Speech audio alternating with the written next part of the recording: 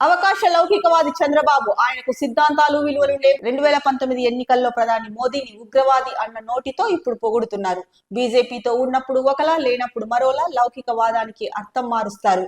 వివాదాస్పద వక్ఫ్ బిల్లుకు మద్దతు ఇస్తూ బీజేపీ వైపు దృఢంగా నిలబడ్డారు ప్రముఖ జర్నలిస్టు రాజ్దీప్ సర్దేశాయ్. ముఖ్యంగా ప్రముఖ జర్నలిస్టు రాజ్దీప్ సర్దేశాయ్ అయితే కనుక చంద్రబాబు నాయుడు అవకాశవాది, లౌకికవాది అంటే ముఖ్యంగా ఆయనకి సిద్ధాంతాలు విలువలు ఏమీ లేవు.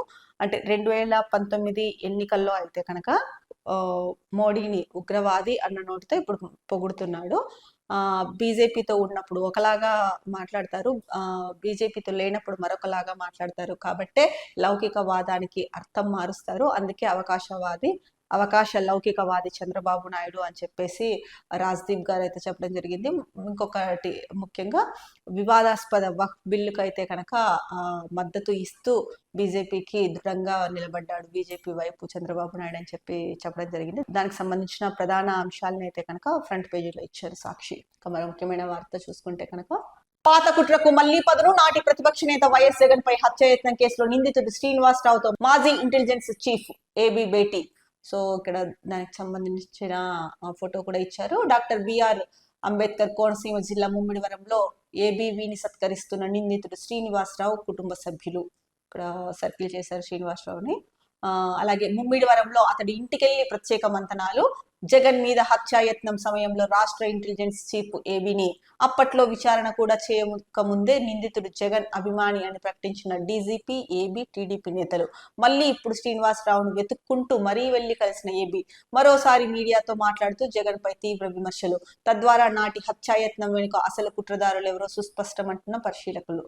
సో మరి ఏదైతే కనుక ఇంతకు ముందు జగన్ పైన హత్యాయత్నం జరిగిందో ఆ కేసులో నిందితుడు శ్రీనివాసరావుతో అయితే కనుక మాజీ ఇంటెలిజెన్స్ చీఫ్ ఏబీ వెంకటేశ్వర్లు అయితే కనుక భేటీ అయ్యారు అని చెప్పి ప్రధానంగా ఇచ్చారు. మరి ముమ్మిడివరంలో ఆయన ఇంటికెళ్ళి ప్రత్యేకంగా ఆయనతో మంతనాలు జరిపారు శ్రీనివాసరావుతో అని చెప్తున్నారు.